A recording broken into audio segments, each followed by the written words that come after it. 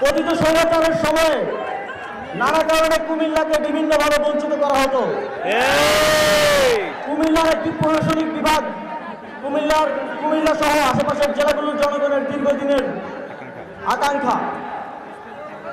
চট্টগ্রাম বিভাগে গিয়ে বিভাগীয় কার্যক্রম পরিচালনায় অনেক বেগ পেতে হয় এই অঞ্চলের জনগণকে, এবং সে বিষয়ে সরকার বিভিন্ন উদ্যোগও নেয়ার প্রস্তুতি ছিল। কিন্তু আপনারা জানেন স্বৈরাচারী শেখ হাসিনা বলেছিল কুমিল্লা নামে কোনো বিভাগ হবে না।